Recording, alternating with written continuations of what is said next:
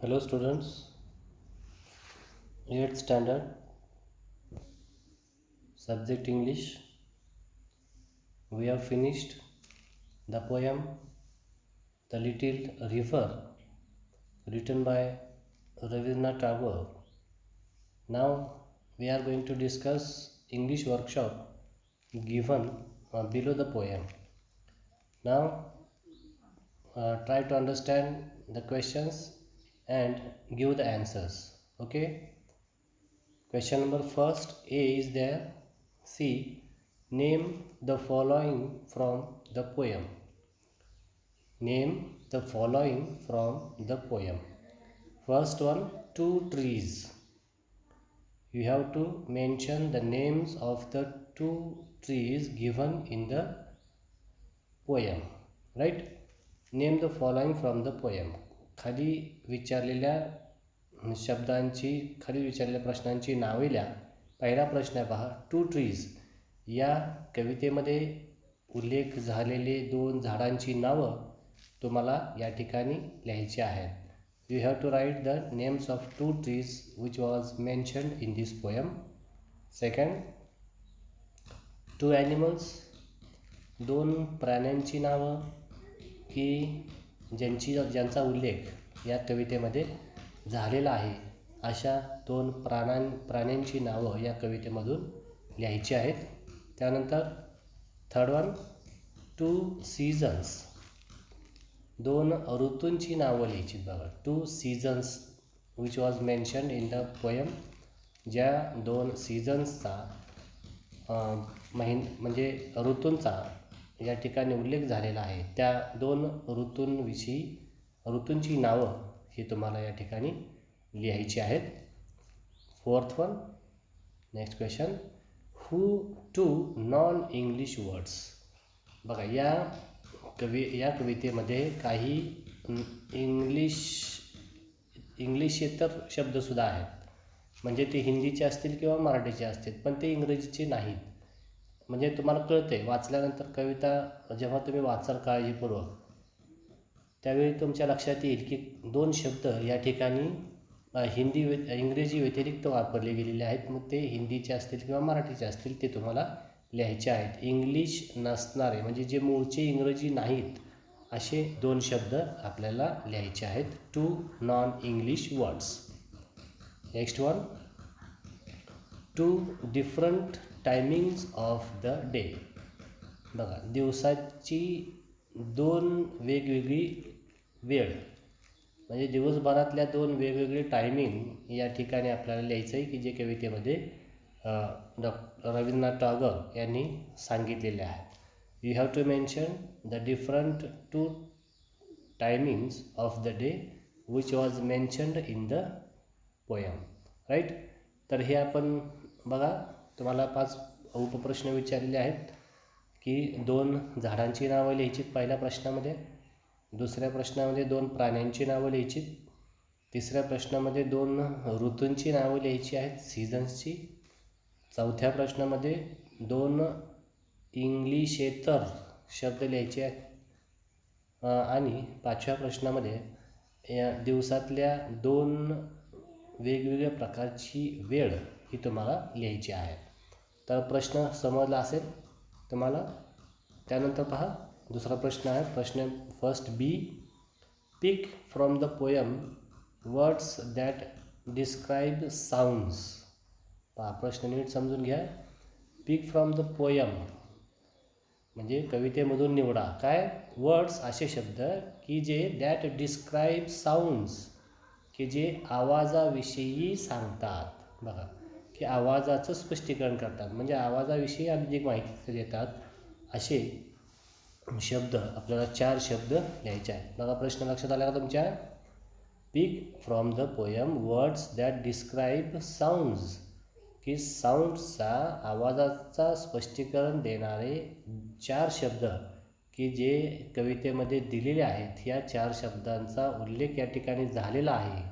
तर असे हे 4 शब्द आपल्याला शोधून लिहायचे आहेत. पुढचा प्रश्न बघा, question number C, pick out words that describe the flow of the river water. बघा, pick out words that describe, असे शब्द शोधा की जे स्पष्टीकरण करतात कशाचे, द फ्लो वाहने, the flow of the river water, पाण्याच्या वाहण्याचं डिस्क्रिप्शन करणारे, पाण्याचं जे वाहनं आहे, नदीच्या पाण्याचं जे वाहनं आहे त्या वाहनाचं स्पष्टीकरण देणारे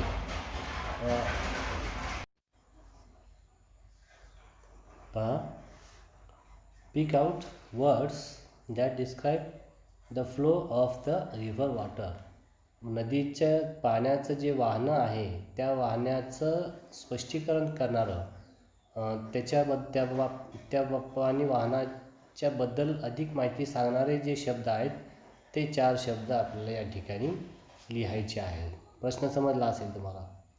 त्यानंतर पहा क्वेश्चन नंबर 2A, प्रश्न क्रमांक 2A, find out 5 lines from the poem that contains the figures of speech alliteration. Underline the initial sound of words repeated in each of the lines. पहा काय सांगितलं आहे, find out 5 lines from the poem, कवितेमधून 5 ओळी शोधा की ज्याच्यामध्ये समावेश आहे, दॅट कंटेन्स, की ज्याच्यामध्ये समावेश आहे कशाचा, the figure of speech alliteration.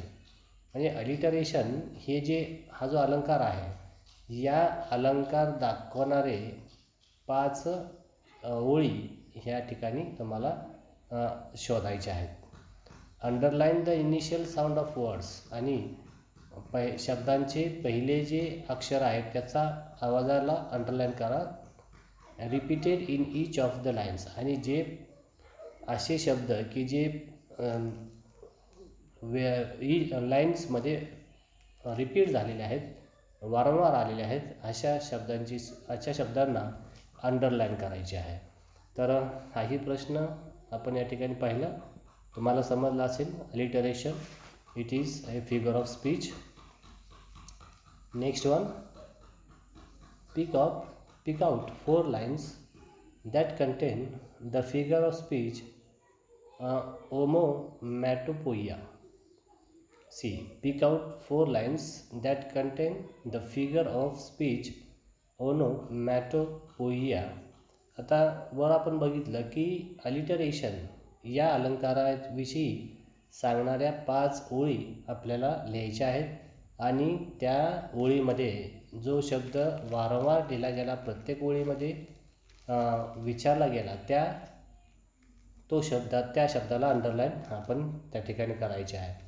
तसाच प्रश्न या ठिकाणी आहे की फिगर्स ऑफ स्पीचमधला दुसरा प्रकार आहे ओनोमॅटोपोइया. आता हा फिगर ऑफ स्पीच, हा अलंकार दाखवणाऱ्या कवितेतील 4 ओळी तुम्हाला लिहायच्या आहेत. नेक्स्ट क्वेश्चन, प्रश्न तिसरा पहा, रिअरेंज, पुन्हा लिहा, the words in alphabetical order.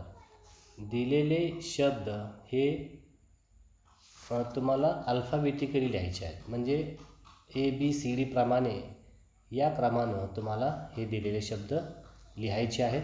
शब्द पहा, समर, साइन, स्लाइम, सँड, शेड, स्टर, score, sound, swirl and storm.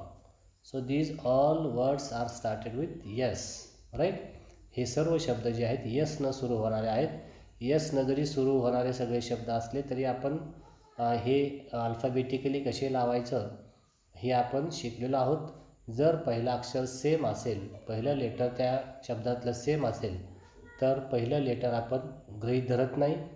पहिलं लेटर सोडून दुसरं लेटर जे आहे म्हणजे समर, SUMMER, याच्यामधलं पहिलं यस जर आपण सोडलं तर कुठलं लेटर राहतं पहा, यू, राईट? यू हे लेटर राहतं. मग आपण या ठिकाणी पहिल्या समर या शब्दासाठी यू कन्सिडर करायचं, यू हे अक्षर गृहीत धरायचं. त्यानंतर साईनमधलं आय, स्लीममधलं L, सँडमधलं A, शेडमधलं H, स्टरमधलं T, स्कोअरमधले C, साऊंडमधलं O, अँड स्वर्लमधलं W अँड स्ट्रॉंगमधलं T. तर अशा प्रकारे आपण हा अशा पद्धतीनं आता आपल्याला अल्फाबेटिकल लिहायचं आहे. तसंच आहे बघा, banks, ब्लाझूम, boys, bath and babbling. अशाच पद्धतीनं आपल्याला ते लिहायचं आहे. Third one, these, though, to, throng, there, they, trap and torrent. So these are also the words you have to rearrange the words in alphabetical order. तर हे alphabetical आपण लावायचे आहेत. Okay, will stop here. आपण या ठिकाणी थांबणार आहोत. 3 प्रश्नांवरती आपण आज चर्चा केलेली आहे. आशा आहे तुम्हाला हे प्रश्न समजले असतील. आता तुम्ही काय करायचं आहे, ह्याचा हा अभ्यास जो आहे तुम्हाला स्वाध्याय जो शिकवला गेला, स्वाध्याय जो सांगितला गेला, तो वहीवरती लिहून काढायचा, सोडवायचा आहे आणि त्याचा फोटोग्राफ आपल्या व्हॉट्सॲप ग्रुपवरती टाकायचा आहे. Okay, will stop here. Thank you.